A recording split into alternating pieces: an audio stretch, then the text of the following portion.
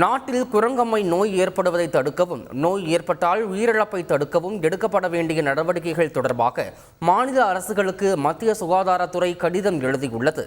மாவட்டங்களில் மூத்த அதிகாரிகளால் சுகாதார ஆயத்த நிலை குறித்து மருத்துவமனைகளில் ஆய்வு மேற்கொள்ள வேண்டும் என்று கூறியுள்ளது.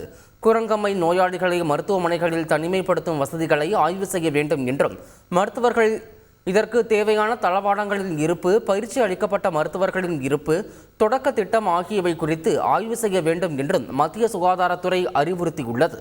தமிழகத்தில் குரங்கம்மை பாதிப்பு யாருக்கும் கண்டறியப்படவில்லை என மக்கள் நல்வாழ்வுத்துறை அமைச்சர் மா. சுப்பிரமணியன் தெரிவித்துள்ளார்.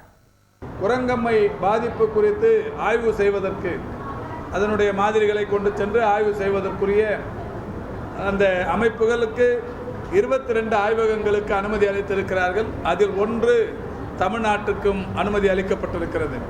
அந்த தமிழ்நாட்டிற்கு அனுமதி அளிக்கப்பட்டிருக்கிற அந்த ஆய்வகம் கிண்டி கிங் இன்ஸ்டிடியூட் வளாகத்தில் அமைந்திருக்கிறது.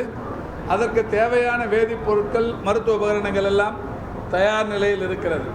எனவே தமிழ்நாட்டில் இதுவரை யாருக்கும் இந்த மாதிரியான பாதிப்புகள் கண்டறியப்படவில்லை. அப்படி கண்டறியப்பட்டாலும் அவர்களுக்குரிய சிகிச்சைகள் அளிப்பது, ஆய்வுகளின் மூலம் அந்த பாதிப்பு குறித்து கண்டறிந்து சொல்வது போன்ற எல்லா விஷயங்களிலும் மாண்புமிகு தமிழ்நாட்டின் முதலமைச்சருடைய வழிகாட்டுதலின்படி தயார் நிலையில் இருந்து கொண்டிருக்கிறோம். செய்திகளை உடனுக்குடன் தெரிந்து கொள்ள உடனே சப்ஸ்கிரைப் பண்ணுங்க.